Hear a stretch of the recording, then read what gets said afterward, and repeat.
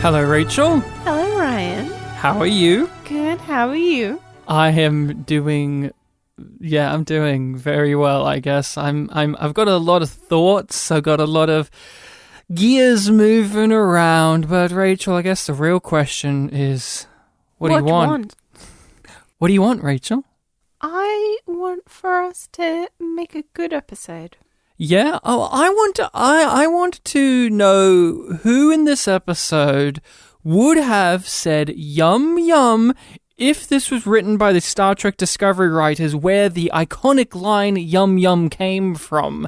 Who in this story was the yum yum deliverer? Morden. You think it was Morden? I think it was Morden. Yeah, I think it was Morden too. He has a very cheeky energy to him, and I want to just put this here now.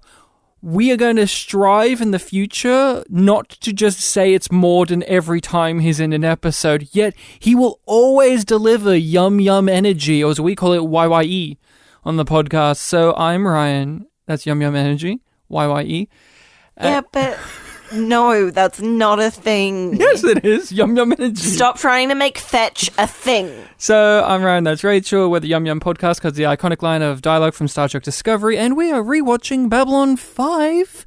We're talking about Babylon 5, and yes, rewatching. So if you have not seen the show, well, we recommend that you watch the entire show, especially if you're trying to listen to this particular episode's discussion, because this is an episode of Babylon 5 in which it's completely recontextualized when you've watched the show and you've come back, so that does mean we're spoiling Babylon 5 as we talk about it. But Rachel, what episode of Babylon 5 are we chin-wagging about for this one?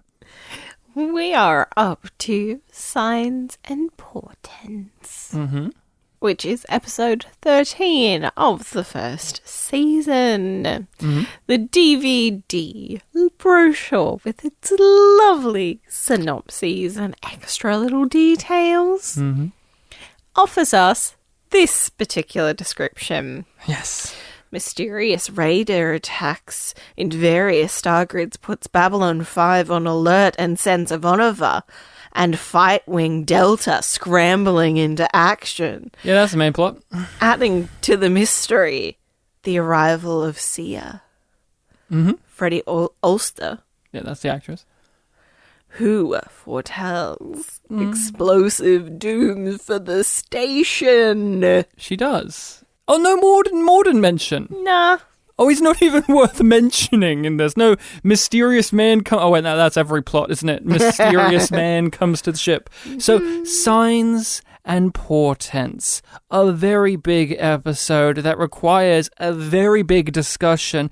Out of all of the episodes that we've had to talk about, this is the one that I felt the most pressure on, because this is the game changer episode. This is where stuff starts to change. The big story has now been introduced into the show, and this is the game-changing episode. This is they're here. This is where we've turned a corner, and there's lots of stuff to talk about, so we're going to strive to do our best, but by God, this episode has a lot of stuff in it that it just feels daunting to even try to get it all in here, but we will at least strive to talk about it the best we can, because by Lord, Signs and Portents is such a big episode that it's the name of the first season, or it's like the episode that the season marks itself with, like this is the chapter of Signs and Portents, because it's that big of an episode. As every season will have that big episode in which they have it, the title of the season, this is the one on the red DVD case. And this is called the break shot, as all the balls scatter in different directions, and you then deal with each ball individually. This is called the break shot. And there's a break shot in this story that takes all of our characters and does the same thing with them. You'll know it when it happens. Let's hear from you. What is your history and relationship with Signs and Portents? I honestly can't remember the first time that I watched it, because it's so deeply changed by the rewatches that we've done I find it really hard to think back and remember what it was like on that first viewing. And I was really trying to, I wonder, well, I was like, oh, it would have led me down this path and I would have thought this thing about that thing. And it just reminded me how frustrating I found Babylon 5 on the first watch, because I was like, what the fuck is happening? Mm-hmm. And of course, what was the big frustration moment for you? Do you remember when you watched this? Do you remember what it was for me? I do, but I think you could kind of have a stab in the dark of what moment it is when you watch this episode. There's a big moment towards the end of the episode in which something happens that's explained but also completely unexplained. No, I can't remember which one it is. Oh, you don't remember how angry you were that I refused to tell you what that big ship spidery thing was? I cut that guy and that cut that ship in half and just disappeared, and I was just like, I don't know. We'll have to watch to find out, Rachel. And you were like fuming over it, and you're like, "Well, those are the the shadows? The big one. What's a shadow? Like, what the fuck is that Morden? What is that? Is it like a creature? Is it a ship?" And I was just sitting there going, I don't know. I'm not going to tell you. It's not like they're the big bad guys of the show or anything like that. Mm-hmm. But one thing that you did tell me was you do get answers. Yes, that's the important thing to know is this isn't fucking, J.J. Abrams production. This isn't like, modern Star Trek either. You actually do get answers and ones that are coherent. So my history with this episode is, as everyone knows, if you've listened to the show before, and if you have not, welcome. You're going to hear some information that's new for old people listening. You're going to hear some old information. I had this season 1 on DVD by itself for several years, and I, of course, was obsessed with... Perhaps even decades at this stage. Yeah, it was, 10 years after the Earth-Mbryo War. So I had this for a very long time in isolation this season. Of course, this episode was the one that drew my attention. It's written on the DVD case. It's full of mysteries. And my history with it was I thought, no, they can't be doing this. They can't be doing this. How could they have done this? Because I was used to these type of turning points in a sci-fi story happening seasons into the show. Because again, to bang the old drum, having grown up with Star Trek, I was used to them taking their sweet-ass time to change up the pot like this, to stir it up. Like, Deep Space Nine takes a fucking while to even hint that the Dominion's going to be something of importance, let alone have them be something that is like, oh, we're going to be looking forward to that. You have Odo's existence, of course. He's, a founder, I guess. He's a changeling, but... the thing is, you don't have an episode like this in Star Trek this early on, in the way that actually matter. TNG's early days tried to do that with the Ferengi, and then they gave up because the Ferengi weren't as good as the Klingons, and then they minorly did stuff with the Romulans, but nothing like this. So my reaction was just bewilderment. I thought, whoa, you can't just start throwing this in here this early. I'm still getting to know the crew. Whoa, this is... I kept reacting to it like this is something you're not allowed to do. Because at this stage in television story, in television's way of telling stories, it was unusual to start doing this. It was unusual to have a show that was already having several mysteries to then introduce more and new ones and throw them up in the air and expect the audience to just be patient. So that's my history, and my relationship with this episode is I love this episode. Of course I do. This episode is a reward when you rewatch it. This isn't one of those fucking episodes of Mystery Box TV bullshit in which you rewatch it and it's incomprehensible or it all doesn't quite line up or it is kind of bland on a rewatch. This is still exciting. This is still fun, and you get a lot of those. Ooh, I didn't even think about that on the first watch. Or that paid off in a way that you don't expect. Oh, or mainly, oh, this is when Londo starts to dig his own grave. You're really talking this episode up, Ryan. Yes, I am really talking this episode up, aren't I? But that has been my feelings on it. But you're sounding like we should actually start talking about the episode. Yeah.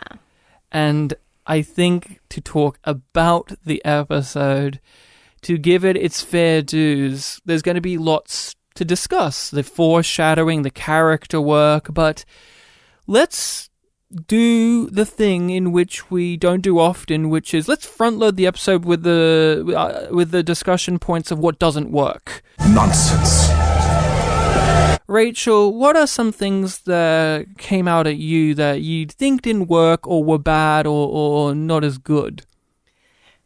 I don't know, it's odd because there's so much going on that you want to take out some of it or rejig it in some way because you just, like, it's just kind of off for me in some places. Tad overstuffed, but it's just like you need all of that stuff to be happening in the time around this stuff.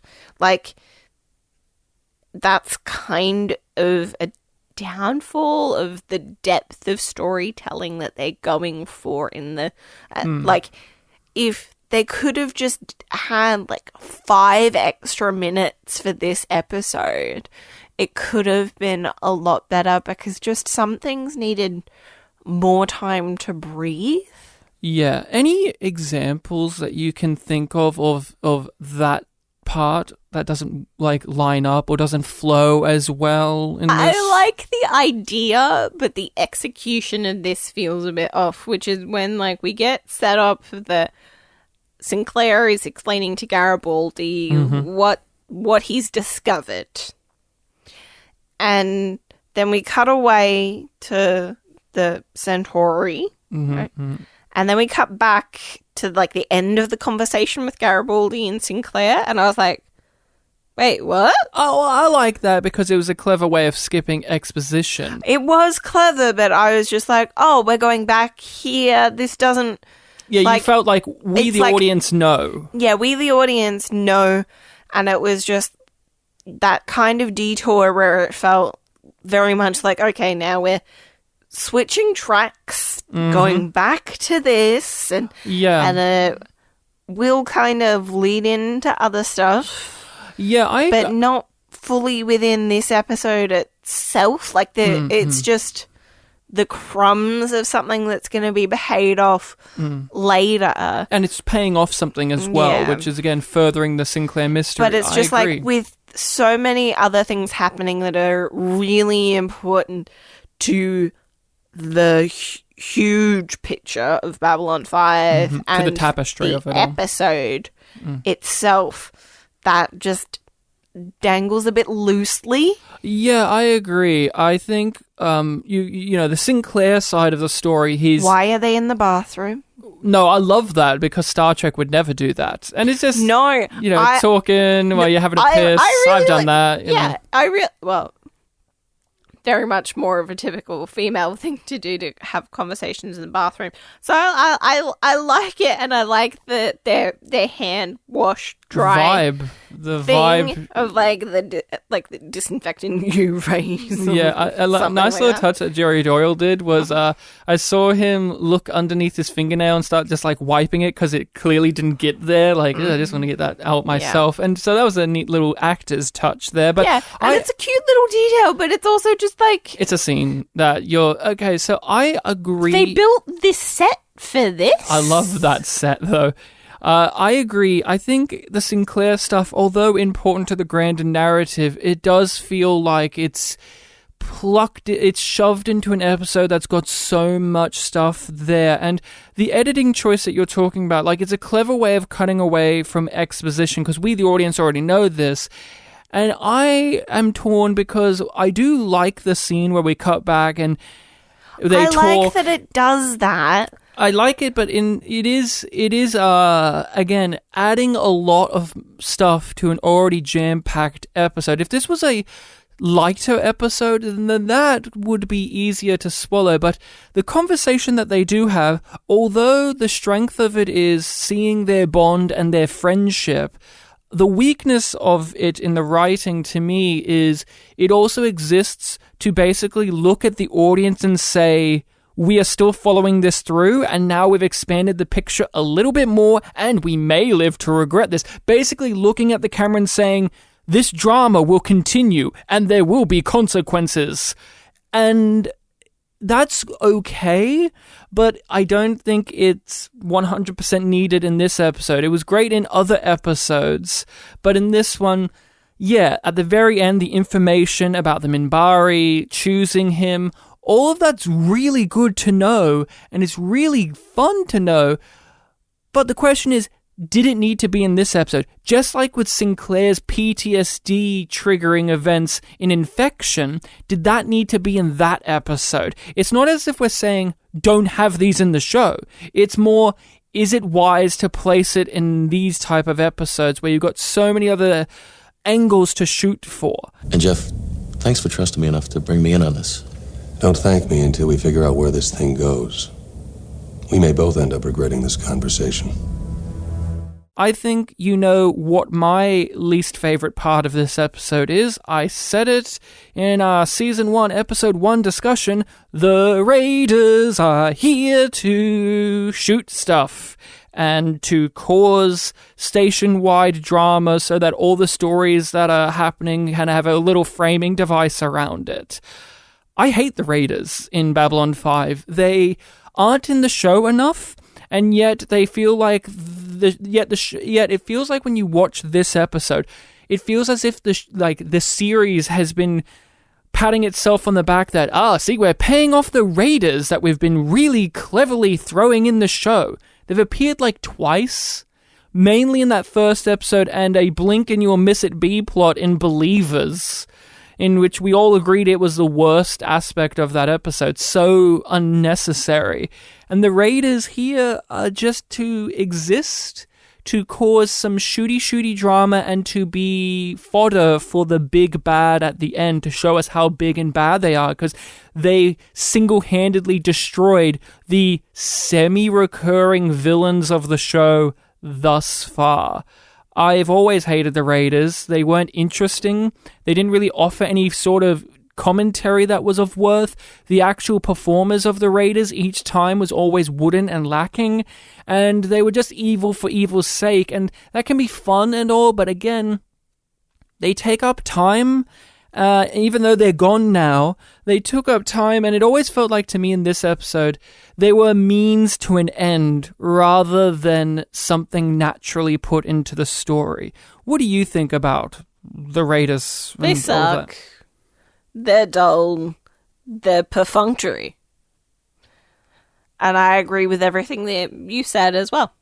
Yeah, it's one of those things where on paper, like, you know, on his corkboard cool idea, yeah. On his corkboard with all these, you know, pieces of yarn, this is an interesting idea, right?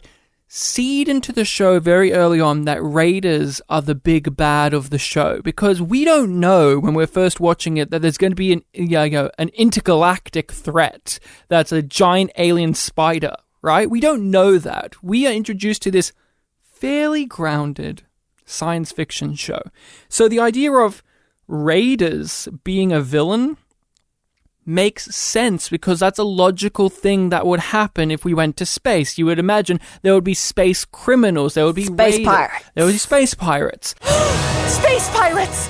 Space pirates? You know, pirates, but in space! And so having them as just a nibbling threat that eventually would attack the station makes sense when you think about it. But when you actually watch it, there was never enough legwork put into it to make this a satisfying payoff to this idea. You just look at it in this episode and go, oh, well, the Raiders are gone.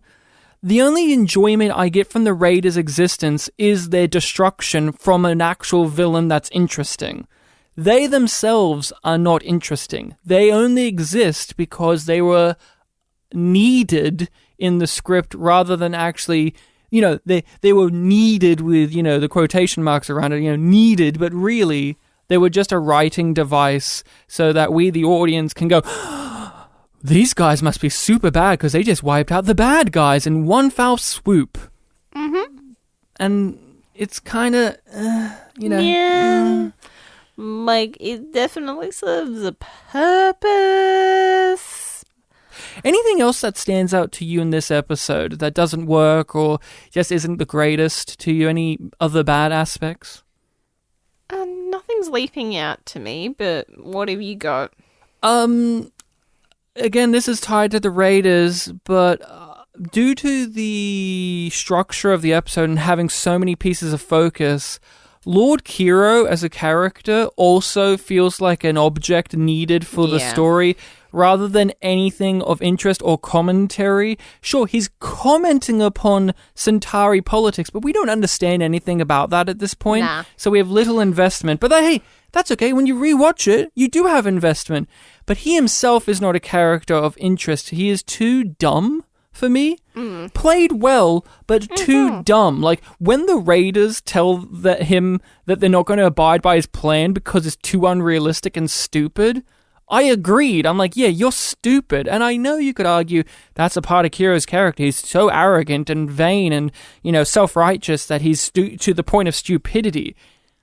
It's just not that interesting to watch because we don't spend enough time with him. And when we do, he is just explaining he's just dumping exposition on us. He's either telling us about Centauri politics, he's telling us about the theme of the episode for the Centauri side of it, or he's just telling us why he's going to be the betraying villain later in the episode. It never feels like there's a natural moment from Lord Kiro as a character. He, again, only feels like he's there so that you can have the first guy to get killed by the shadows in this show. You will forgive my aunt. She sometimes takes the role of prophetess too seriously. Then you don't believe her vision? She's been wrong before. On my first birthday, she said that someday I would be killed by shadows. Shadows? Doesn't exactly make sense, does it? He's also here because he is a relative who's just going to dump more mysteries onto us or more foreshadowing events. Yeah. And she's also not interesting. Oh, yeah. I was like, yeah, you wanted a message to be communicated, and these characters serve that purpose. Yeah. If the episode was a little stripped back and there was more time spent with them as the B plot or A plot, we may be more forgiving because we spend more time with these characters. But I gotta ask you a question, Rachel. Her acting, was it good? Or was it actually bad? Or is it something that's a struggle with the type of role she has to play, which is, I'm having visions? What do you think? I think it's all of the above. I think it's a little bit, she doesn't know where the line is exactly, and the nature of the part is quite hammy. Mm-hmm. And she does her best to try and sell it, but doesn't fully get there. Yeah, I agree. I don't think she's good. And I think she's her performance is also brought down by production.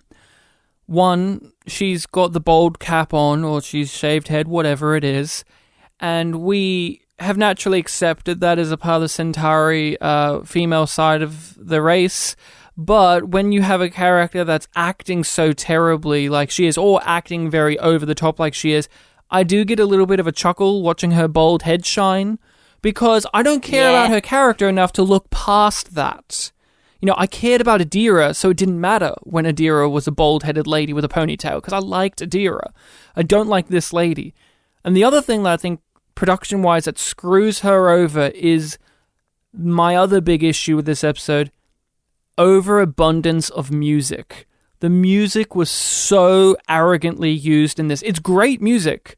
I love the music as it is, but I felt like this isn't a product of the 90s. But then I was going to say that, and then I realized Star Trek Discovery does this currently, so it's not a product of the 90s. It's just a product of lacking restraint. What did you think of that? Because I think it affected her performance quite a lot. She had a lot of overbearing music accompanying her. Yeah.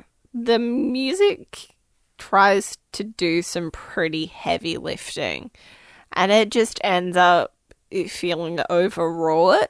Yeah, it has some striking moments. Like, they play the theme song during the battle, and it actually works quite well, but they have this a few too many stings. I was going to say, they have this sting that I always associate with this episode for the Raiders, and I'll drop it in now.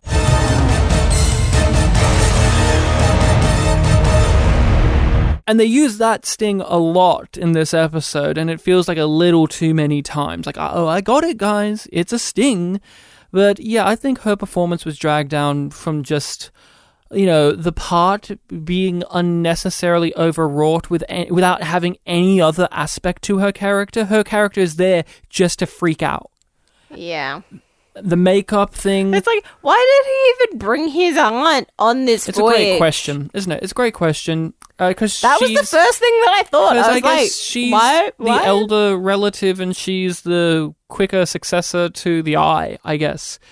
Another aspect I've always scratched my head at, and I know the answer, but I don't think it works, is when Delenn has her meeting with Mr. Morden. Yeah. Like, what? Why that? Okay. I get it, but it doesn't work for me. Well, do you want to explain it a bit? Just to give some context. A brand appears on her forehead. And then disappears. Because it's, like... Her spidey sense. Yeah. I don't know. I know what it's supposed to be. I know it's supposed to be like the Minbari being, basically devote children of the Vorlons in a lot of ways, have this genetic ability to sense shadows when they appear. And the triangle is a massive part of their culture, the rule of threes, the three structure, three castes, even though at this point in the show they think it's only two castes because the writing wasn't consistent truly enough at this point. Or you could argue, oh, they forgot about the workers. But the rule of threes, triangle, it's all important to the Minbari culture. But this is really the only time in which that ability is used. Yep. We see it gets dropped just like those gravity rings. We see them have it painted on when they're in the Grey Council, but that's different. That's like, oh, that's a part of, the get-up. That's a part of the cultural thing. But here... I was like, is this a special ability that she got because she is part of the Grey Council? Or is it all Minbaris have this? And this is the only time I think it's actually ever used in this manner, and it's also just a bad effect. Yeah. You're transplanting an effect onto the person's face, and it just makes the scene, what's supposed to be scary, makes it always corny to me. Yeah. I also don't buy the way that she says, get out. Oh, and also the cheesy writing of, they're here. Yeah. That line could work if it wasn't basically repeated a few more times in the episodes from other characters stating like the shadows are here, the shadows are here. We get it. The writing in this episode sometimes with the foreshadowing stuff like that feels very hammered in. It just feels like it's beating you over the head and repeated a few too many times. Some of the execution of this stuff is cheesy. Some of the execution of this stuff is overwrought. But that's basically most of the, if not the bad stuff that I have to say about this episode. Mm-hmm. It's not like, it's a really great episode. It's not deal-breaking bad. No, it's not perfect. And what this episode does do positively is great, but it is also good to note that, a season from now, 2 seasons from now, we'll get more episodes like this that are so much tighter. Yeah. They're so much leaner, they're so much more fluid and natural. And that just says strengths about how this show evolved and changed and got better. It adapted, it grew. Look, we're big. We're organized. But in no way are we big enough to help you knock over the Centauri government and put you in charge. I don't care how much leverage you think the Eye gives you. You think they're going to follow you just like that? Not a chance. One of the things things that does make it really good, though, I want to talk about some of the fun little moments that are spread throughout this episode. The moments that keep it light and fun, and you just have a smile on your face when you see it. And I want to talk about the battle sequences as well, because I want to lump those into with that general discussion. Rachel, do we want to talk about the very opening of the episode? Is it one of, if not the most iconic openings of Babylon 5? Gotta love those ruffles. Ivanova's wearing a ruffly nightgown. That's not what I pay attention to. I pay attention to a weird lamp or light with whatever that is on the symbol on it. There's very particular choices that we're diverting, but it's a great opener. Ivanova struggling to wake up and getting frustrated with her smart device computer. Yeah. Checking medical logs. Forget it. And but I love the follow-up sequence of it's not the sleeping that I have a problem with, it's the waking up. I have a problem waking up when it's dark outside. And he's like, it's always dark in space. He's like, yes. I know. I have always loved this. It's a great Ivanova sequence of events. It's nice that in B5 you have these type of moments in which characters go to sleep and wake up and go to work and have showers and go to the toilet and read the newspaper and eat food and have drinks. Because we have those in real life, but in TV shows, especially ones in these type of heightened genre environments, those things are often, ejected from the story unless it's to flesh out exposition scenes, like in Enterprise. In Enterprise, a lot of scenes of them eating, drinking, or watching movies are just clever ways to make exposition flow easier than if you just had a guy stand there and speak about it all the time. Here, it's just funny. Like, the Ivanova thing, it's just funny. Like, why does my mouth taste like old carpet in the morning? Checking medical logs. And she's like, oh, God. Because the episode sets you up like, oh, this is going to be an Ivanova episode because it opens on Ivanova. We never usually open with just Ivanova. Surely, no. Why isn't that annoying? Because usually that would be annoying, wouldn't it? Yeah, it doesn't feel like it lied to you. I think that's really important. It doesn't feel like, oh, you thought we were doing this. You thought we were going to zig, we're going to zag. Ha, aren't we smarter than you? It's just like, that was the little moment that we needed to see of Ivanova, and it sets up this day for hers. Yes. That's happening alongside of things. Yeah, I do have a minor issue because it does feel like it's setting you up for this being from Ivanova's point of view, yet she's rarely in the story.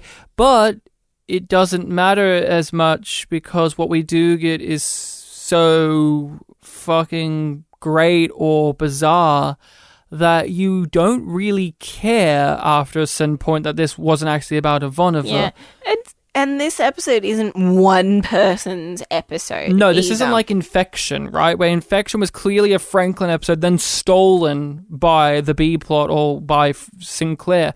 This had a fun little opener with Ivanova, reminding us that our human characters are humans. I really like their exposition scene in which they were talking about like the raiders and like how they're striking all of these places. Even though it's a scene in which our characters are just talking business, I like them sitting down and talking business like this is their first thing in the morning. Like, okay, let's go over our reports. This is our briefing. The briefing scene. I don't know, I have a soft spot for that in B5 just because everything feels so lived in. Like, the characters having it have also this sense of being tired or not really wanting to talk about this, or we're having to talk about this because this is work. There's also, it's nice because it's reflected upon later in the episode in a way where after the big spaceship battles, we get back to business where Garibaldi's going over all of the casualties and losses and how the battle actually went, and we're getting the administrative side of the battle in a minor way. And you get that brief little moment where, you find out one of our guys died, and I'll message the family back home. But it is nice to see our characters have those administration things going on, because these characters are in part bureaucrats in a lot of ways. They're running a space station, and it's nice to actually see them running a space station instead of running a plot of the episode all of the time. Well, we have to discuss the beautiful, beautiful scene between Jakar and Londo. At the elevator. Yeah, at transport tube. When you need one. I already pressed it. Well, I pressed it again. That scene, it's just perfect, isn't it? Yes. It works because we know that that's the dynamic those characters have. We have to protect ourselves. By doing to yourselves what you say we did to you. Ah, that's evolution for you. Now see here. Take the famine as a blessing, Ambassador. A weeding out of the excess population. One more comment like that, Molari, and you will become part of the excess population. Threat! Yes, threat! Now you can go to hell. And you can kiss my pouch, you... Now look what you made me do. Peter Jurasik really sells it. He tees it up beautifully because he's already standing there. He's already given this look like, fuck, Jakar's here. And then he takes a moment, after the back and forth about, I already pressed it. He takes a moment to just twist the knife in. Like, he has the... you get the feeling that he wouldn't have done it if the doors had opened and they got in the elevator. He wouldn't have said anything.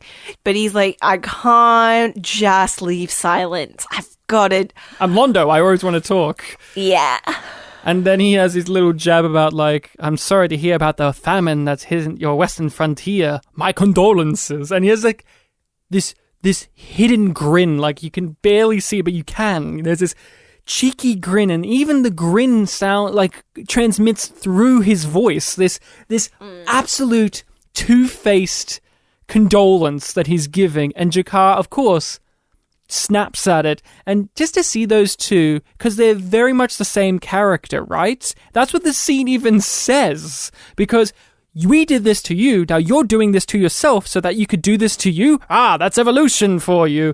And of course... And even them saying the same line. Yes, and that's what caps it off, right? To really hammer in that these two guys, although hate each other, aren't that different to one another. You have the comedy zinger of them, yes, saying the line like, now look what you made me do, and they walk in completely different directions. Yeah. It's old school comedy, but Babylon 5... has old school sensibilities in lots of ways when it comes to its comedic stuff. Very Abbott and Costello, Rebo and Zooty. And so I love that. But Rachel, what makes the scene actually work? Who's the other person in the scene? Oh, just the guy who's stuck in the middle. The short, stout human man with a little hat. Yeah, who escapes into the tube. It is pure, like... fucking Marx Brothers comedy moment. Londo hits him. Yeah, you gotta smack him accidentally, but like because he's so heated. That is, It's like, you're on my side, right? And he's like, oh no, yeah, like he kind of just gestures that. Oh man, that guy, and he doesn't have to say anything. And you know what I love about it? As soon as you see this guy, he's short, he's stout. He looks like he could fight me easily, but he has this real nervous energy already in the scene. Like when the two of them rock up for one another, he has this intensity to him. Like he's just so like, oh, this is gonna but he doesn't say anything, and then he just runs away.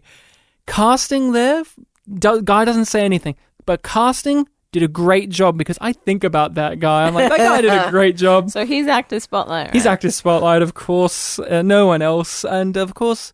The battle scenes. How do you feel about the battle scenes? Now, we know the CGI is not up to snuff, but how do you feel about how Babylon 5 isn't afraid to actually just show you ships shooting? Yeah, I really like it. And I was really, really enjoying it in this episode in particular. I feel like they got a really good pace and the music worked much better in the, like, over-the-topness that it was bringing. We understood the geography of the fight. because we understand the geography of the quadrant that Babylon 5 is in. We know where the jump gate is. We know where Epsilon is. We know how big Babylon 5 is and what the ship's geography, like the station's geography itself. And they make sure to tell us it. They make sure to demonstrate it. Like, get them at the back so that we can trap them in there and blah, blah, blah, and reduce damage to the station. The logic within the editing also reaffirms that in clear ways and also more subtle ways, like the different angle setups in each of the fighters and then back at Sinclair, and the way that like adjusts throughout the sequence. Yeah, and the scene's coherent. The battle's coherent because we have been built up towards a battle in the story. We understand what the Raiders' goals are from them and from our crew, and we understand our station. We understand its abilities. We understand its defense network. We understand who's in the fight, who's staying on, who's the tactician, who's this and that.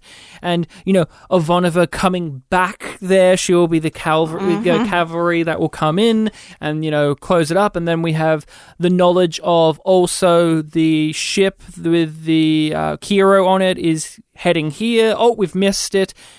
All of that could be really hard to follow, like it was in Star Trek Discovery's second season finale, where the iconic Yum Yum came from, where that had a very big space battle with several things happening at the same time, and you didn't understand a fucking word of it. You couldn't follow any of it. Like, it was all nonsense. Here... AI sausage, in fact. AI sausage. Here...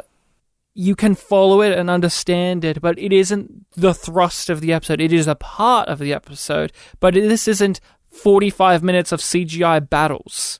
Not just because they couldn't afford it, but because you have to tell a story. Yeah. Right? Isn't that right, Star Trek Discovery? You have to tell a story? Yes, there's a tremendous amount of time and effort and, frankly, love put into all the CG work on the show. That is not where we start. The CG work on the show is there to support the emotional story, period. Signs and portents. Yes. That's the episode. So we should talk about the signs and the portents. I made a list of some of the interesting foreshadowing things, some of the interesting things that make you go, on a rewatch. Some of the things that are just neat to look at and recognize when you're revisiting the show. And so one of the first ones I have written down is Mr. Morden comes onto the ship, our good friend Mr. Morden. And what's one of the first things he starts talking about? Do you remember? When he rocks up on the station, he's at the gate. Oh, he's been out on the rim. And he's made... Did you discover anything? Did you find anything interesting? Yes. And we don't know what any of that means. He just kind of snatches his card back and walks away. With a smile. And the dude's just like, well, whatever. That's one of those ones where I remember, I think it was my third time watching it, where I really took in that line. Because when you watched it the first time, we don't know what the rim is. We don't really have an understanding of what that is. We don't know who this Mr. Morden guy is. We don't know why that line's just there, to be a line. Yeah, it's just it makes it very clear where he was. He's been up to something. And that he's been out of contact for quite some time. This card hasn't been used in a very long time. Yeah. Which ties into later when we find out where and what he's been up to and what he found on the rim, which was, of course, the shadows and, and his death. Yeah, his fake death. And, of course, the death of Sheridan's wife, or not so much death. And, of course, that's a part of the reworking of the story because of certain behind-the-scenes things. But that's how the story plays out in the end. That is just one of those moments in which you go, oh, that's neat. Yeah. But you know what sells it? His delivery. As always. Yeah. Great performance all around, because he has this otherworldly smile and chipperness to it that there's something unsettling there. And even though we know what he found is giant space spiders, his line delivery gives you that reaction of, ooh, especially when you're rewatching it, you're like, oh, that's right. He found them on the rim. Ripping with sleaze. but not too much. No, and not in a way where it makes you repulsed at the start. It just makes you uneasy. You know that he's not right. Yeah, and you get that feeling from like all of the ambassadors' interactions with him as well, of like he's weaseled his way into their lives. He has influence of some sort. He has this otherworldly charm, and again, the performance is... And it's not because he's a good guy that does good things. He's a handsome man, but he's a naughty boy. Yeah, that's one of those fun things. Of course, this plot has a MacGuffin, which is the eye. You know that cheap prop that they have? That I could make? That little spinny and it's bizarre. You know, when you watch this episode that first time, you go, oh, yeah, the eye, yeah, it's a piece of jewelry. And, you know, then at the end you see, oh, they saved the eye, and now Londo owes a favor, I guess, for the eye. Oh, they'll call upon him, they'll meet him next time. Oh, you know, all that kind of stuff. And you just go, oh, well, that's interesting. You don't think the eye's important too much? Like, it's important in terms of it's the MacGuffin of the episode. And it's only important because it's important to Londo. Yes, and it's important to this entire Republic, right? But then, seasons later, we get a bunch of prophecies from Lwaxana Troy herself, in which one of her prophecies is about, you know, not giving away the eye, you know, not losing the eye. And I've always taken it as this eye, because him giving the eye to Kiro led to the building blocks of his own destruction. You know, he gave the eye to someone who was clearly untrustworthy, someone who clearly represented the terrible values that Londo has within himself. Instead of being selfless and giving the eye over to someone else, he wanted the traditional nobility of give it over to the family and give it over to this nasty man, and it just... He was following protocol even though he knew... that Kiro wasn't to be trusted. Exactly. And like, Kiro says to him, I shouldn't have it in my quarters, you keep it. Yeah, and although it's unknowingly done this, it is a part of his fate that's sealed in a way, which one of the many building blocks in his destruction. One of the many decisions and beliefs that contribute to him making that future for himself. And it's tragic because he doesn't know that. You know, he just is oblivious, happy old Londo, and he's found this thing that's going to restore the Empire's, restore the Republic's image and glory, and give this sense of, of morale to the people. And they say as much in the episode, like the politics back home is decaying and becoming, decadent, and the Emperor's no longer around. He doesn't see the public eye, and the Prime Minister's running everything. We need a boost because everyone's depressed about the fact that we aren't this great empire anymore. Let's get this thing that represented when we were this great ruler of the universe. And Londo shouldn't be feeding that habit. He is unwittingly doing so. And that's what makes it fun when you rewatch it, is it's always been a part of his character since The Gathering. But at this point in the story, it's been like a charming part of his character. Is that the right way to describe it? It's like, it's been a slightly like cute, endearing thing. Like, you look at it in this part of the story this early on, you go, oh, Londo's like a nostalgic man, and he's pining for the old days. Yeah, he's like a little rascal. Londo, my favorite little rascal. You make very good sharks, Mr. Garibaldi. We were pretty good sharks ourselves once, but somehow, along the way, we forgot how to bite. Well, speaking of the eye, it gets dropped off by a finder of things. He's kind of... Would you say he's an entrepreneur? Yes. Not a wanderer? Oh, he wanders from here to there because he is essentially like a private detective sort of person. Yes. But he knows like the ins and outs and works outside the system. Mm-hmm. He finds things and people and places. Yeah. He's a finder of things. Yes. And That's basically what Garibaldi becomes. Yeah, in season 4, right? We see that transition, and it's really neat when we get around to that, because we know that from this, in the back of our mind, we have that, oh yeah, that's a job that people do.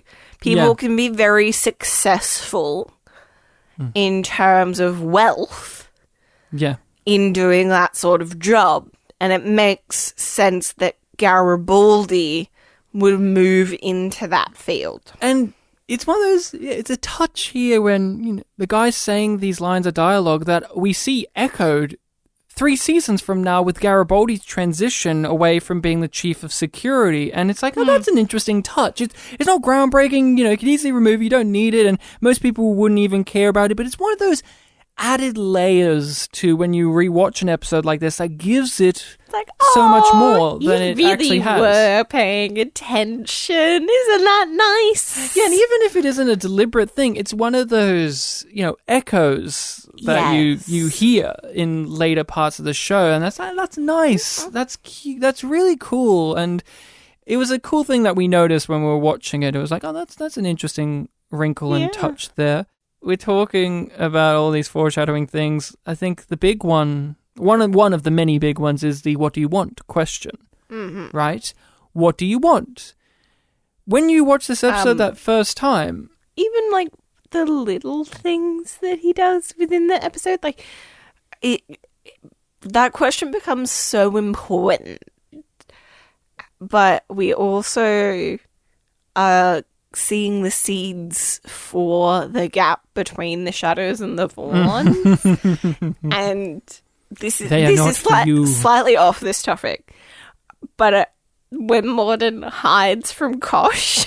I love that. No, and it's not even hides, but lurks. Yeah, like he's like, oh, what? And then the fact that he gets caught kind of in the end. Yeah, in the end. Yeah. Like Kosh seeks him out, and it's just like, no, and you don't get to see what happens. No, but you know that something went wrong because Kosh's encounter suit was damaged. Yeah, if someone could take on the basic god of the ship, then what are those? Like, is Morden this weird individual? Like, is he magical? Is he an alien? Like, you didn't know when you first watched it. You didn't know that they had spider people next to him. Yeah. Which, is interesting little touch. Yeah, I love that he walks around with the what do you want question, because when you watch this episode the first time, that is what sticks with you is, remember that episode where that random mystery man walked up to every ambassador asking them, what do you want? And there's clearly an agenda behind it, but we don't know what it is until the end, in which it's like an intergalactic spider shoots a ship down and then delivers a thing to Londo because he gave the most fucking atrocious answer you could. And we know that it isn't just his idea to do this, that he's doing somebody else's bidding. He literally says, I'm not allowed to leave here until you answer my question. Like, I am unable to stop doing this, but... I am somebody else's puppet. I'm a servant. I am an emissary, and I'm here to bestow this what do you want question. It drove me nuts watching it those first few times where it's like, what do you want? Why is this guy walking around saying, what do you want? How is this important at all? And when Londo gives his answer, it's important because of the reaction that Morden has. And then the ending of the episode with the shadows coming in, killing Kiro and giving the eye back. And it's important, but you don't know how it's important, and you've never met this guy. You don't understand anything because you didn't know this was a show where ancient beings were going to be a part of it. You didn't know this was going to be a galactic-wide event like it is being introduced to be. You didn't think there's going to be an alien monster as the antagonist. You got no clue. And it throws you for a fucking loop. I found it exciting, though. Yeah, I just wanted to know what the fuck was going on.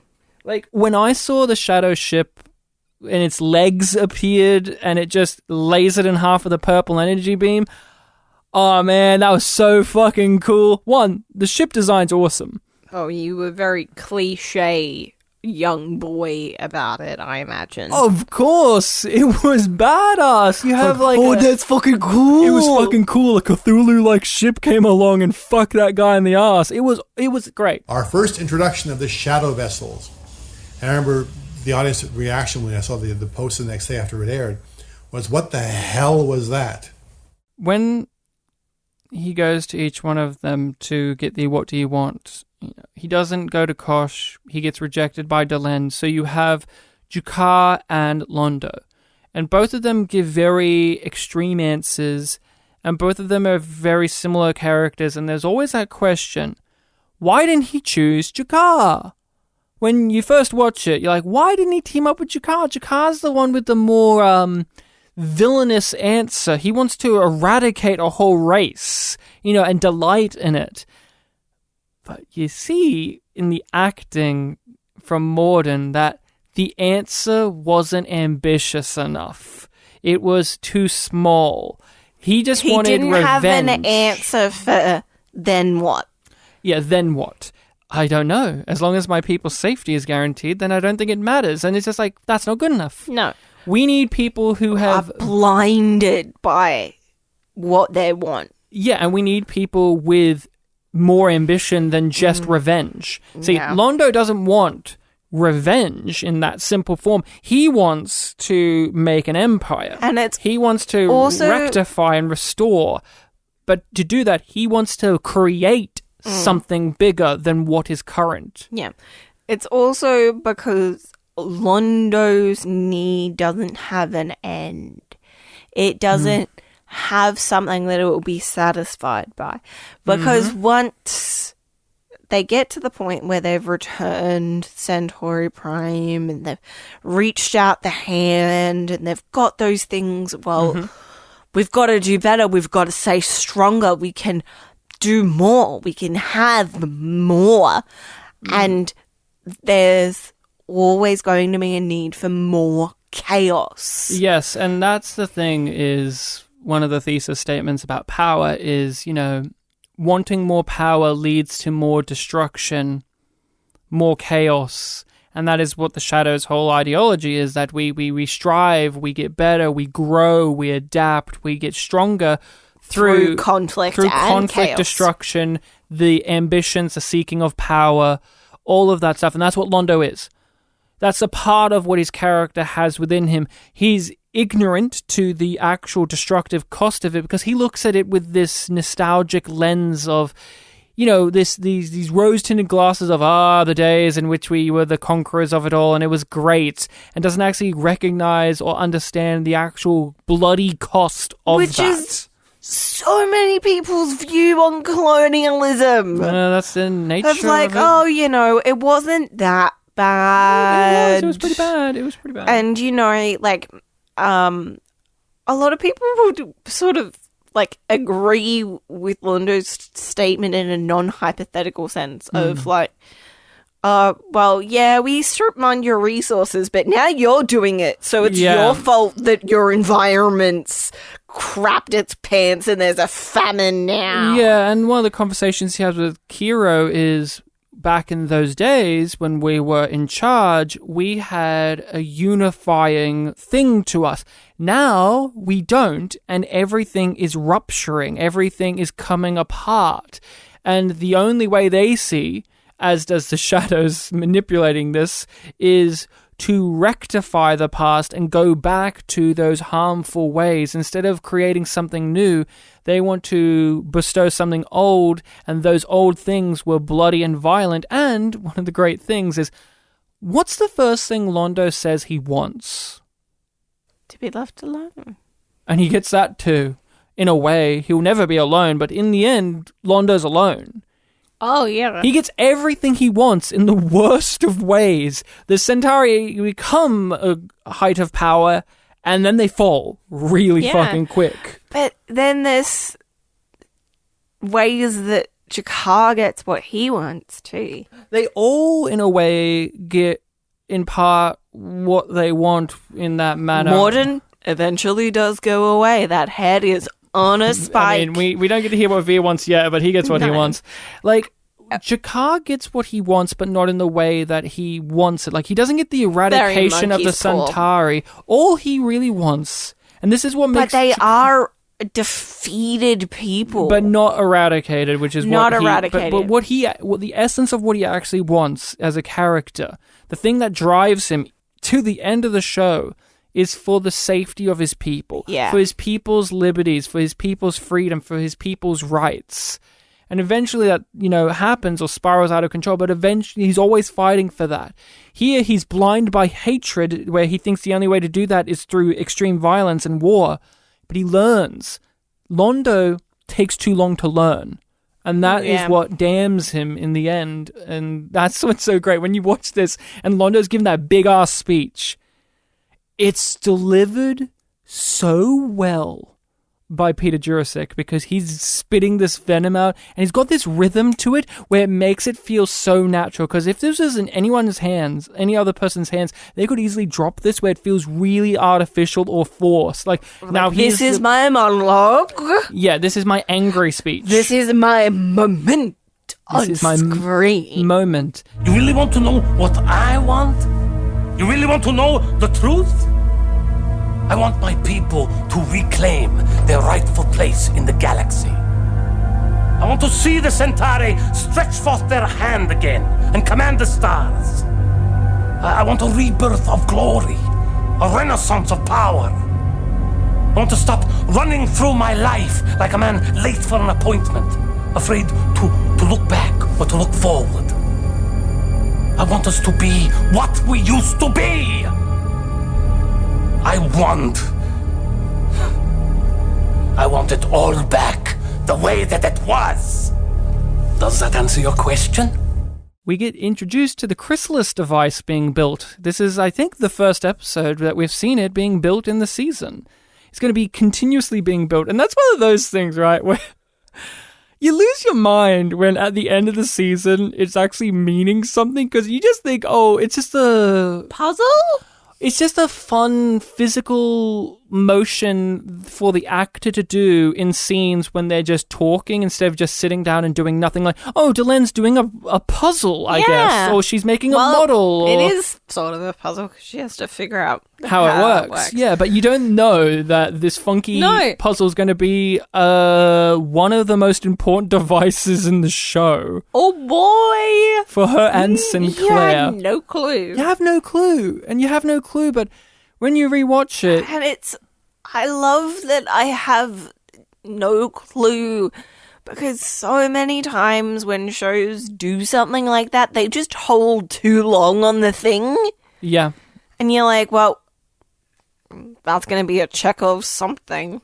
Yeah, and the final thing to mention, I think, of a big note, we have all the shadow stuff is introduced, but, as much as we don't like Lady Ladira, she has her prophecy about the ship being exploded. Mm-hmm. I've always loved how this monologue she gives at the end is Babylon 5 looking you in the eye and explaining to you how prophecies work in this show, which is basically... I love the way that she explains it as well, because, there's such an interesting debate to be had, whether you pick a side or not, between determinism and free will. And I really like where this lands. Yeah, I think it's done well, because earlier in the show we've been presented with Londo and his ability to see the future, and he sets it in stone. He's like, this will happen. And then we get introduced to somebody who says, things are flexible, but I see this is a grand possibility, but we can work towards it. It's a way of saying, this is a possibility that will happen in the show, but maybe it won't be. Yeah. And it's satisfying to hear how this show says how prophecy and time stuff works, in which it's this speech makes all the Babylon 4 stuff and the explosion of Babylon 5 and all that work, because it's letting us know this will happen, but not in the way you think. Yes, but also the importance of people's beliefs in whether something will happen or not. Because part of Londo's fate is that he believes that endpoint is set. And then there comes a point where he's burned too many...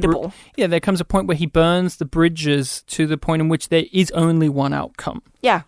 And he gets stuck. He gets stuck, and Sinclair has the choices and the abilities ahead of him. And of course, things work in a certain way for that character. It's just brilliant that this episode, there's that shot that he sees of Babylon 5 exploding, and you can't help but think about that's like the final Babylon 5 shot in the show when Babylon 5's exploding. It's a very similar shot. I don't think it's exactly one-to-one, but it's a very similar shot. And a part of her vision she's seeing is, I do believe, is what happens to Babylon 5 if Babylon 4 didn't go back in time. And the events of that, I do believe. But the most important thing is that image of Babylon 5 exploding, image-wise, sticks with you as an audience because it's the first time we're presented with that image. Always there. And you have that kind of, I don't know, sort of fear in the back of your mind of like each season finale. Is that going to happen? When's that going to happen? Have they avoided that? Is that still the path that they're on? Yeah, and it's so satisfying to when you come back to this episode to know how the dominoes fall and that this makes sense. The future is always changing. We create the future with our words, our deeds, and with our beliefs. This is a possible future, Commander, and it is my hope that you may yet avoid it. This episode is paying off stories or furthering stories that we've previously introduced. This episode is telling a story currently, and this episode is setting up and introducing new future things to see down the line of the show. But Rachel, how does this episode still manage to be something that one can comprehend? Because that's a lot to lay on the table, and we've seen many TV shows, like we have covered in the past with Star Trek Discovery, where you have episodes like this, and you revisit them, and they feel weird, or you're watching them that first time, and they're just basically incomprehensible, or you just watch it, and it has always been just like, this is an overload, like, it just doesn't work, this is messy. How is this episode still something one can comprehend? Hear me out. I know that this is something that I don't think we've broached before. They had a plan. Whoa. They had a plan from beginning to end, so everything is there for a reason. It has its own logical sense in the long run and very clear purpose in the short term. Yeah. And we understand the world as well as the internal world of all of our characters. That's what I think is the most important. I think what makes this episode work is it's great to have all the shadow stuff. It's great to have Morden here. It's great to have all that. But you need to understand your characters. We get Ivanova. You need to understand and have the characters consistent on the reevaluation of the episode, because as stated, we're getting all this Sinclair stuff, all this Londo Jakar stuff that's being reintroduced into the show, like being re-put into the show, like we've seen it, and it makes sense. It's like, that's logical. That is something we've seen before. Londo's anger and Jakar's anger and Sinclair's past being a mystery and Garibaldi being the best friend and Ivanova being the pessimist. And we've seen it all before, but it makes sense. We go, okay, that's something I recognize. And those things that you recognize can still be something that will guide you along in a new story of an episode if they are consistent with what we've seen. They are. And then when it's something in terms of how this is setting up all of these new things, it works because Londo's speech that damns him in the end makes sense coming from him at this point in the story. And also when you end the show, that is a point of view that character held for a very long time. Yep. It's not as if it just suddenly goes away. It's something that was always in a part of his character. And same with all of them, like we said with Jakar. He just wants his people's liberties and freedom. Here in the story, he's angry and bitter and rage-filled. That makes sense for this part of the story. So it's coherent when you watch it the first time round. Yeah. Jakar wants to be out of the shadow of the Centauri and for his people to be standing on their own. And he can only see that happening by them casting a bigger shadow than the Centauri. He has a very small and immature way of looking at how to, help his people. Yeah. And we will see in the show him go through so many massive taxing events to help him learn that there's a different way of thinking. And so what makes an episode like this that has all of those things of paying off stuff, still being an episode on its own, like you just tuned in this week, this episode still has to make fucking sense story-wise, and one where you look back on it and say, it introduced all this stuff, what guides it along in many ways, there's many things, but the big one is the character's internal workings. Sinclair makes sense in this story. Hearing about how the Minbari chose him and how that brings him anxiety and how all of that, it makes sense because Sinclair emotionally in the episode is actually going through something about that. And that would not be sold if the actors weren't doing a good job. No.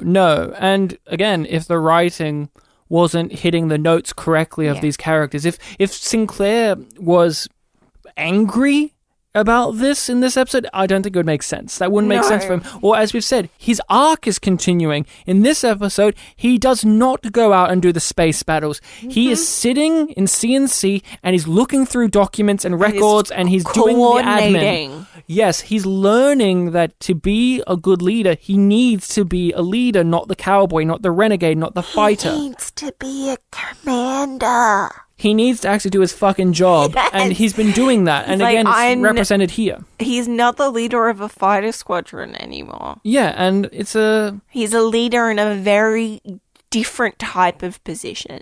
Babylon Control to Delta Wing. Do you copy, Delta Leader? Confirm, Babylon Control. What's your status? We just got word the raiders have broken off the attack. We're flying in pursuit.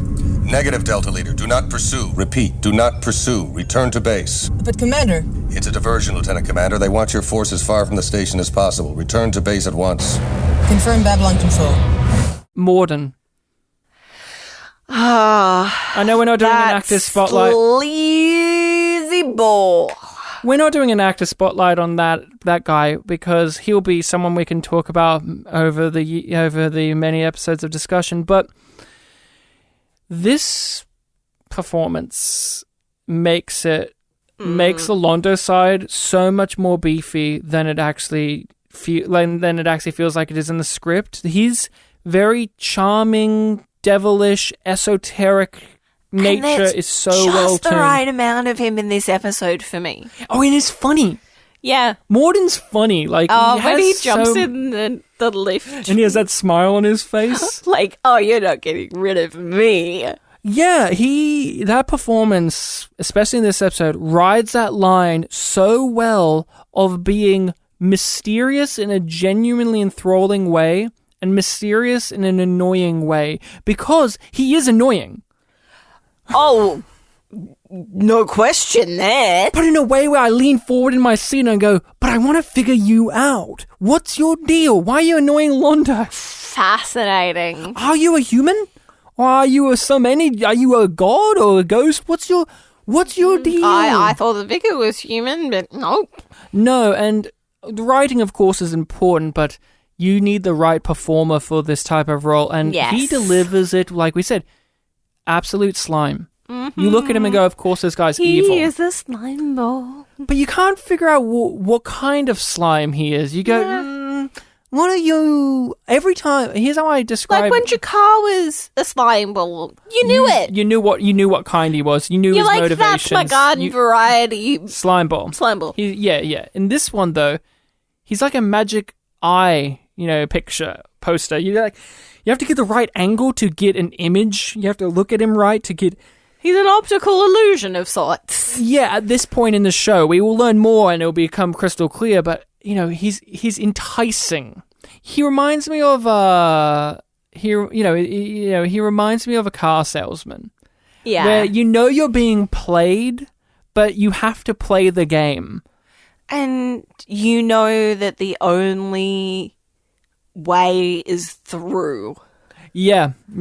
Like, the only way to get rid of Morden is to answer his question. So you just have to go through the process of having the conversation, whether you want to or not. The last thing I want to talk about before we get to our actor spotlight is this introduces the big bad, the shadows. Yeah. What was your thought on the fact that this show had a big villain introduced to it? Because when you watch it, you clearly know what that is. You're like, even if you don't know the details, you look at that thing and go, oh, that's going to be the big bad guy. Yeah, I thought it was just going to be wrapped up at the end of the season. Oh, really? Yeah, because I'm used to the Buffy way of doing things. Of like, you have the little bad each episode. The big bad each season. And then the big bad gets dealt with in the season finale, and then there's another big bad. And sometimes the big bad comes back a season or two later as a goodie. Spike? Yeah, but I just thought it was going to be a rinse repeat. Because all you told me was it gets answered. And that was the structure that I was used to. Yeah, that's an interesting way to think about it, huh? So when I was like, Structure from this era of TV. Yeah. Because you saw this in like 2014. And so by then, this style of story was standard fare. We were watching Game of Thrones at the time. You know, all of that was standard fare. But yeah, I always thought that they were going to be a factor in it. But I guess, silly of me, I didn't think that they were going to be as big as they were until season 2. Because I was like, well, Earth is going to be the big thing. They kill the president at the end. Like, Earth is and in the end, Earth is kind of the final foe in a lot of ways. But the shadows have these, the shadows, they linger. The Force. But I liked that there was a big bad because I was used to Star Trek, especially TNG, in which they had big bads, but they weren't actually there. Like, the Borg show up every now and then. The Romulans show up every now and then. Ever present. And they actually do stuff. Get to the point where you are always questioning if there is a shadow connection, if we can figure out the possibility of one. Have we seen stuff that's already related to them? And are we going to get concrete connections? Because this web that they've created just keeps building and building. And there's something thrilling about a foe in a sci-fi show like this that actually strikes. The first thing we see them do is strike. We see them just attack and massacre. In other shows, it's like hinting, ooh.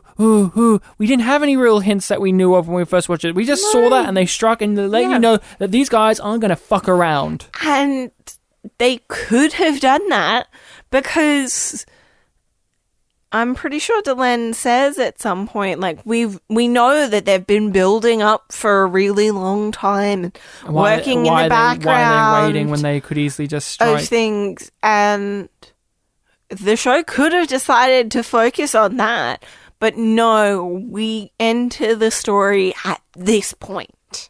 You are a very persistent young man. I have to be. I'm not allowed to leave here until you've answered my question. What do you want? This is a silly conversation. Yes, it is. What do you want? To be left alone.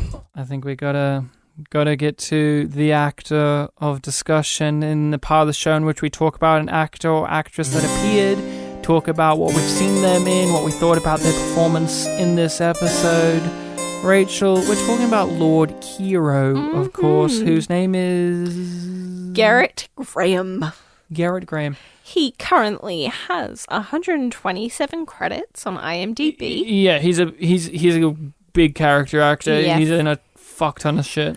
Not currently working though. No. He's kind of retired from the scene of film and TV. Last credit was 2012. Yeah, so almost 10 years without this guy's crazy performances. So he was born in 1949 in New York. Mm-hmm. He had his debut on stage at 8 in a production of Winnie the Pooh. Was he Winnie? The bio didn't say. Who do you think he was? I have my guess. I would assume Christopher Robin. Really? I think he's Eeyore. Okay. Oh. Do you see this guy's eyes? He's Yeah. Eeyore. Definitely. Are you kidding me? No, he's Tigger. His first credit was in 1968, so he was 19. Mm-hmm. In Greetings! Greetings! Good evening to you. As Lloyd Clay. One of his early credits, which I think is the most important, is Phantom of the Paradise, which is a Brian De Palma film. Great film if you're looking for something to add to your musical list or your October list. Phantom of the Paradise is really good, and I think JMS likes Phantom of the Paradise because he gets one or two cast members from that to do guest roles. That also has the guy in it whose name I'm forgetting off the top of my head. The guy who wrote Rainbow Connection. That guy, forgetting his name off the top of my head, but he has him later in season 2 of Babylon 5 as the translator guy for that alien race that wants to fuck Ivanova. Oh, yeah! Yeah, Paul Williams. And so, you know, this actor was in Phantom of the Paradise, which is a big cult movie, and of course JMS likes it, so he chucks in some actors in there, and he's weird in that, and he's weird here in Babylon 5. He does a weird performance. Of course, he's a weird guy. He was in the Twilight Zone. Who isn't, honestly? I mean, he's in a He was fuck also ton. a voice in the Critic. Yes, that's the most important thing. So in the Jay Sherman show, which, you know, some people may not have seen The Critic, but Jay Sherman, the film critic in The Simpsons, he was in a few episodes voiced by John Lovitz. He's the voice of Jay Sherman's adopted father, and he's like a rich, crazy old man, and he's probably the best character of the entire show. As the first black female head of the Ku Klux Klan, I'd like to say America stinks. He has so many wacky things, and when I was first watching Babylon 5, I looked this guy up because I was always curious of actors, and I saw he was in The Critic, which I had not seen at the time. Yeah. And I forgot about that. And then I watched The Critic, and I was like, oh, I love this dad guy. Who's this guy? And then I looked it up, and it's like, oh, he's in Babylon 5? Oh, my brain broke because, you know, penguins can't fly. This actor has lots of fun credits. Have you seen him in anything? I've seen him in random things, and I believe that you have a few ones that you want to bring up that we've watched together. But anything to you that you've seen him in? Oh, My Girl too. Do you remember him in it? No. No? He's a character actor. Of course. Well, he was in Chopping Mall. I want to highlight Chopping Mall, the iconic Chopping Mall. He was in Police Academy 6, which I think is the last Police Academy. But he's in Star Trek. Of course he's in Star Trek. And to me, he's in probably one of the best Q episodes of all time to me. Which is the Voyager episode in which a member of the Q Continuum wants to die. Yeah. And he is that member of the Q Continuum. He's Quinn. And he gives one of my favorite performances in Star Trek Voyager, like guest performances. Yeah. He's one of the few Q actors that doesn't try to emulate John Delancey. Yes. As well. Like a lot of the Q actors try to emulate Delancey, and he doesn't necessarily. He brings his own flavor to it. It's just a great episode of TV, and it's one of those episodes that I highlight as why Voyager could be a good show. And it was just a great episode, and I you know, he's great in it, and I love him in that. And, you know, like I said, The Critic and a few other things, but that's the big one, right? Voyager is the big one. He's in Deep Space Nine. I don't remember him in Deep Space Nine, but I remember him in Voyager. He gets a lot to do, and that's where my damning criticism is for this episode. The first season suffers, like we said. You bring in these character actors, and you give them stuff to do, and it's just not satisfying enough. He gets to do the stuff that I expect this actor to do, but Voyager gave him an actual role to play. This was, you got to see him do some weird line deliveries, which was fun, and do some wacky hand gestures. But he's wasted here. I would have loved to have seen this guy play a different role in B5 where you actually give him time. Here, he's just he's got no time. And when he does have time, he's just spouting a lot of, like we said, exposition. Yeah. Lots of telling. He doesn't really get to sink his teeth into much. And it's a big stain on the first season of Babylon 5 is you get these character actors that have unique abilities as performers, and you just don't use them to their best abilities. It's really unfortunate. And that's what I think of him in this. It's that age-old problem of the first season. What about you? What did you actually think of him? Yeah, I thought he was working hard. You got that sense of, like, he's really trying to bring it, and there's not enough there for him to really do what he's trying to do, because there isn't time to create the depth that the performer is trying to bring to it. So some of it just feels a bit overwrought because of that, because you get the sense that, like, he's done a lot of character work with the idea and the script and trying to embody Lord Kiro. And he has that look, right? He has this very distinct look physically, these eyes, this face, and he looks like a guy who would nail this character. Like, he looks like this rich, pompous weirdo with ambitions higher than they actually can achieve. Maybe and that sense of entitlement. And not to discredit the actor who does play this character, but maybe this guy would have been great as Reefer. Yeah, maybe. The guy who plays Reefer, I think, is actually pretty decent. But, like, this guy, I wonder if it's one of those things where JMS looks back and goes, man, I wish I kept this guy in my back pocket. The eye belongs to my family, my house. Why should I give it to the Emperor? We must all make our sacrifices. If I were to return with the eye and claim the throne for myself. Lord Kiro, please, I understand your feelings. You could do what you describe, but without support you would be dead within a day of trying. I think we've covered a lot of ground in our discussion of signs and portents. There's so much more, it feels like. It's a big, beefy, juicy, wonderful episode. But what would you rate it?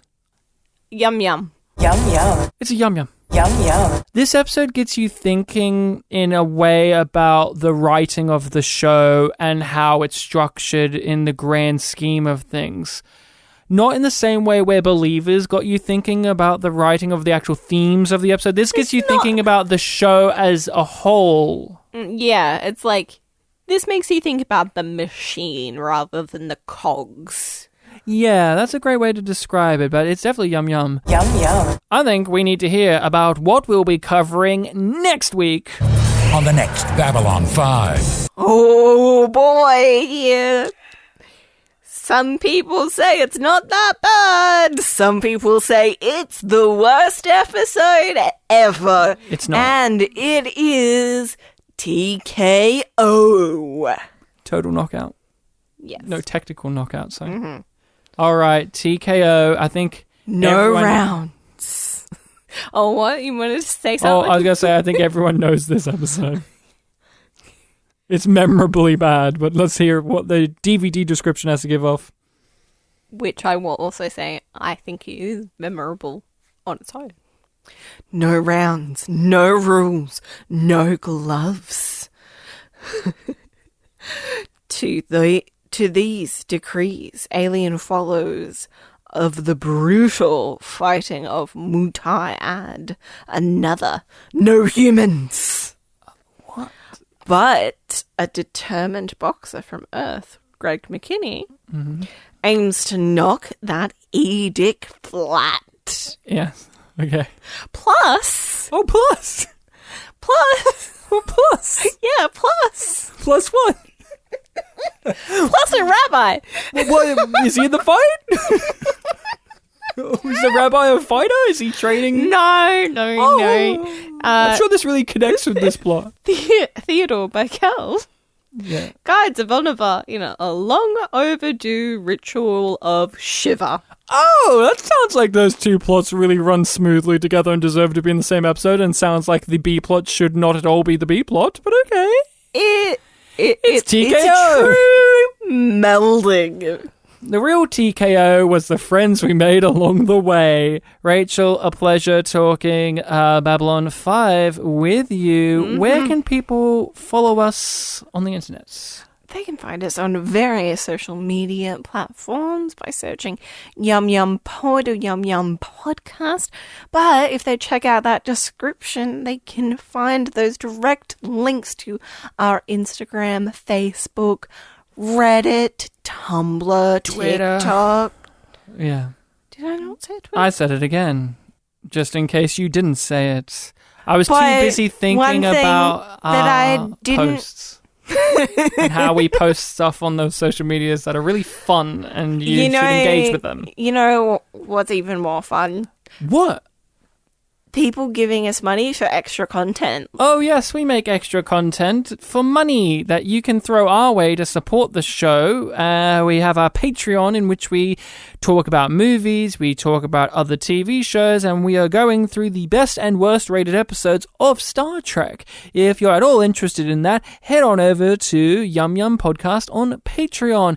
If you want to email us with your thoughts, questions, queries, concerns, general stuff, you can hit us up on the email yumyumpod@gmail.com. All of this is in the description as stated.